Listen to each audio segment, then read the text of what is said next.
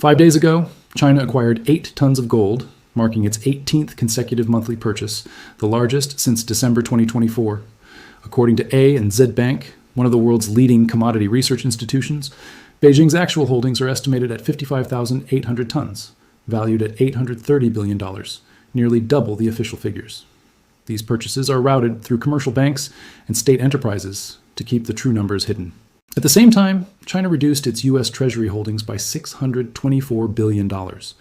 These bonds have helped keep mortgage rates low for decades. Their withdrawal is now reflected in rising yields. The 10-year yield sits at 4.4% even after 175 basis points in Federal Reserve cuts. This movement is a direct result of China pulling out of treasuries. China began this cycle of gold accumulation in November 2024. Every month since, regardless of market corrections, gold reaching near $4,700 per ounce, or the ongoing trade war with 145% tariffs, the People's Bank of China continued to buy physical gold without interruption. Their pattern indicates a focus on tonnage accumulation rather than short-term price gains. A hedge fund buys when gold seems cheap and sells when it is high, but a central bank pursuing reserves buys consistently to build quantity over time. Official figures for April 2026 report 2,322 tons, valued at approximately $342 billion at current gold prices near $4,700 per ounce. This represents 9% of China's total foreign exchange reserves, the highest share in modern history. In comparison, in 2015, gold accounted for less than 2% of reserves. Within a decade, the share has more than quadrupled. And Z Bank estimates that, including purchases routed through commercial banks and state-controlled enterprises, China's actual gold holdings may be around 5,500 tons, worth approximately $830 billion at current prices. This would place China as the second largest holder of gold worldwide, behind the United States, which holds 8,330 tons. Some analysts suggest the real figure could be between 2 and 10 times the official amount. Shanghai Gold Exchange data shows 126 tons in physical withdrawals occurred in January 2026 alone, leaving auditable systems through undisclosed channels. China's official gold reserves rose from $369.58 billion in January to $387.59 billion in February 2026, largely due to price appreciation, before declining to $342.76 billion in March as gold prices corrected. This demonstrates that China is not simply increasing reserve values with price movements. The focus remains on growing physical quantities. The People's Bank of China continues to acquire tons steadily, prioritizing accumulation over dollar value. At the same time, China's U.S. Treasury holdings, which peaked at $1,317 billion in 2013, stood at $693 billion as of February 2026, reflecting a reduction of $624 billion over 13 years. This capital was redirected into gold, yuan-denominated assets, and strategic commodities. For decades, China's consistent purchases of U.S. Treasuries kept American long-term interest rates low. Their withdrawal is now a direct factor influencing borrowing costs for Americans. Economists at the Federal Reserve estimate that sustained foreign official demand suppresses long-term U.S. yields by roughly 30 to 60 basis points below where they would otherwise stand. Removing that demand, which is exactly what China is executing, causes yields to rise structurally, regardless of Federal Reserve actions on short-term rates. Since late 2024, the Federal Reserve has cut rates by 175 basis points, yet the 10-year Treasury yield has declined only 35 basis points over the same period. This wide gap, where 175 basis points of cuts produce just 35 basis points of long-term yield movement, is not a mystery of monetary policy. It reflects a structural shift. China is leaving. Japan is repatriating capital. The foreign official sector, which kept American long-term rates low for 3 decades, is systematically withdrawing. The result is higher long-term Treasury yields, affecting mortgage rates, auto loan rates, and the federal government's interest on $39 trillion of national debt. China's strategy is part of a 3-piece sovereign financial plan. Piece 1, exit dollar-denominated bonds. China cut $624 billion from U.S. Treasuries, reducing exposure to assets that Washington can freeze, sanction, or monitor. After the 2022 Russia reserve freeze showed that dollar assets held in Western institutions can be confiscated by foreign governments, non-Western sovereigns, reassessed their exposure, and China began its systematic reduction. Piece 2, develop alternative payment infrastructure. China's CIP system, an alternative to SWIFT, processes $25 trillion annually and added multi-currency capability in February 2026.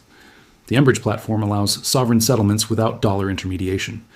The United Nations now settles 39% of China's cross-border trade through this infrastructure. Piece 3, accumulate physical gold domestically at volumes sufficient to serve as a genuine reserve base for any future monetary framework. Gold stored in domestic vaults carries zero counterparty risk. No foreign government can freeze it. Swift exclusion cannot block access. No Treasury Department designation can render it worthless. It is a truly sovereign reserve asset. Together, these three components form the most comprehensive sovereign de-dollarization strategy in modern financial history. This strategy is executed quietly, month by month, ton by ton, bond sale by bond sale. China's actions include exiting dollar bonds with $624 billion in treasury reductions over 13 years, building alternative payment infrastructure, processing $25 trillion annually, and accumulating gold for 18 consecutive months, with real holdings estimated at 5,500 tons worth $830 billion. This framework is active, not in planning. By May 2026, China is no longer isolated. The global shift away from the dollar, described just 6 days ago in multiple institutional analyses as a structural reality rather than a theoretical risk, is accelerating. France signaled its own move toward de-dollarization in May 2026. France, a NATO ally and permanent United Nations Security Council member, is openly discussing reduced dollar dependence. The consensus that made the dollar unassailable for 75 years is fracturing. Data from the first quarter of 2026 shows the scale. Global gold demand reached a record $193 billion, the highest ever recorded. Central banks worldwide purchased 244 tons of gold on a net basis in Q1, a 3% increase from the prior year. For 3 consecutive years, 2023, 2024, and 2025, annual central bank gold buying has exceeded 1,000 tons. This streak reflects a sustained sovereign decision by dozens of governments to accumulate physical gold at rates not seen since the post-World War II era. Gold achieved over 50 all-time highs in 2025, peaking near $5,600 per ounce in January 2026. By late March 2026, spot gold traded between $4,600 and $5,200 per ounce. It remains historically extraordinary, now above $4,700. The inverse relationship between the dollar and gold is unfolding as monetary history predicts. As the dollar's share of global reserves has fallen from 72% in 1999 to 56.8% today, a 25-year low, gold is filling the gap. For American investors, the price of gold signals more than its own movement. It reflects what gold is saying about the dollar's future purchasing power. Since 2020, the dollar has lost 25% of its purchasing power, the fastest erosion in modern American financial history. Gold climbing above $5,000 and returning to $4,700 does not mean gold is gaining value. It means the dollar is weakening. China's 18-month systematic accumulation has been a key structural force behind this trend. China's withdrawal from U.S. treasuries keeps long-term interest rates structurally high. The second transmission mechanism affecting your savings more directly is dollar depreciation. The 25% loss in purchasing power since 2020 shows this process is already underway. Dollar-denominated savings accounts see real returns erode. An account earning 4% nominally faces inflation at 3.3%, giving a real return of only 0.7%.